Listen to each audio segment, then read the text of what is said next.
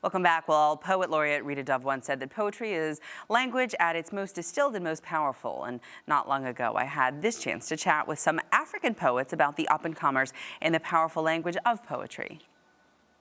Well, famed poet Pablo Neruda said poetry is an act of peace, while Rumi said poetry can be dangerous, especially beautiful poetry, because it gives the illusion of having had the experience without actually going through it.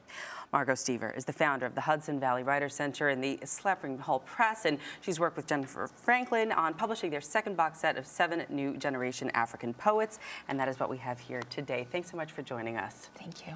I want to begin by reading a little portion of this chapbook here, Our Men Do Not Belong to Us, by the poet Warshan Shire, and she is actually a poet who is Kenyan-born Somali, and this is called What We Own.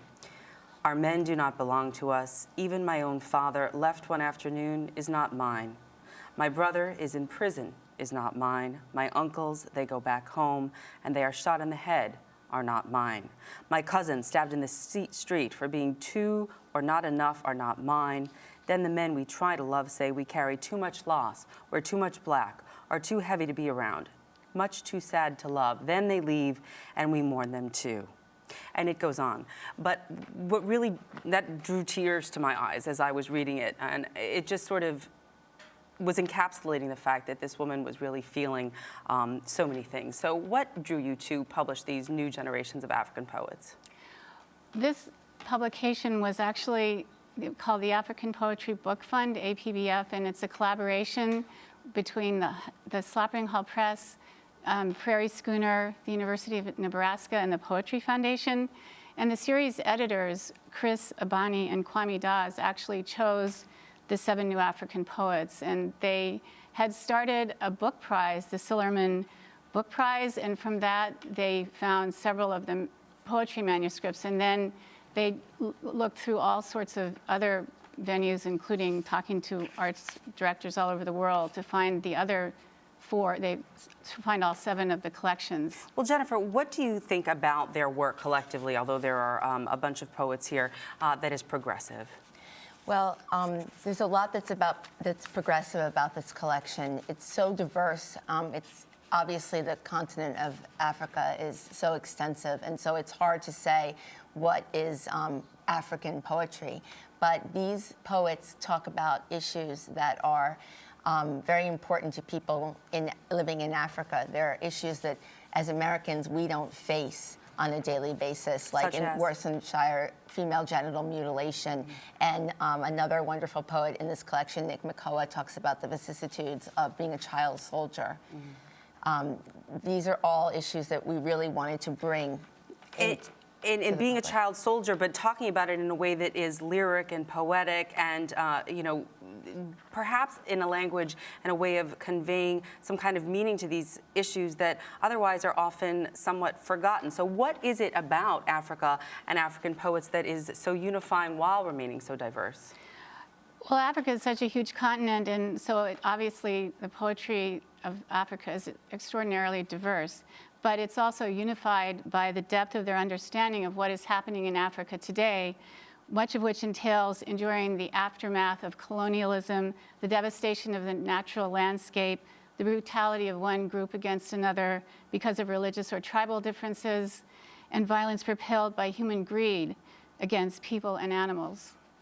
And why do you think then that these are all sort of what we might call social issues? Why are they so present in poetry? Why is poetry so essential for our everyday lives? Well, poetry is so essential because it's news that stays news, as Ezra Pound said. And the 2 editors, Kwame Dawes and Chris Abani, really wanted to publish these. What's different about this is it's published by editors who are from Africa. In America, most editors are Americans, and they are the ones who are determining what African students are reading. But what's different about Ilya Kaminsky's Poets in the World series is that they are published by people from those editors from those specific countries. And where do you think the dialogue needs to go from here? Obviously, we're getting the word out about this collection, which is great. And what other kinds of opportunities will people have to learn more about these poets and these poems? Well, already 7 I think 7 4 out of 7. 4 out of 7 of the chapbook poets have had full-length collections published. And what's really wonderfully unique about this project is that many African poets are not able to have their work published. And so this is just really a beginning of opportunity. And why is that? That is a really good question. Lots of obstacles, but you have the opportunity to do that here, and that's what you're trying to do with these different chapbooks. And I think, though, that there's also not enough opportunity in our own country, actually, and that the mission of our press is to publish poets who haven't been published before, but actually there are not very many opportunities even in this country because... For emerging poets. For emerging poets, yeah. It is Right. definitely not easy. As an author and a poet myself, I definitely know.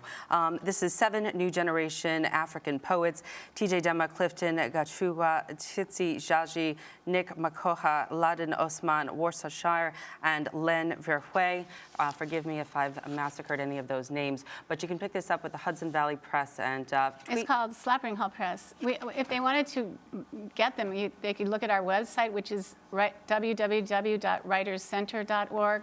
And also, if they wanted to see some examples, they could go to the Poetry Foundation website. The abridged electronic version is on Poetry Foundation's website at www.poetryfoundation.org. All right, Jennifer and Margot, we're going to have to leave it there. Thank you so much for joining Thank us you. on Arise Thank News you. Weekend. Thank you so much. We appreciate Thanks a your lot. time.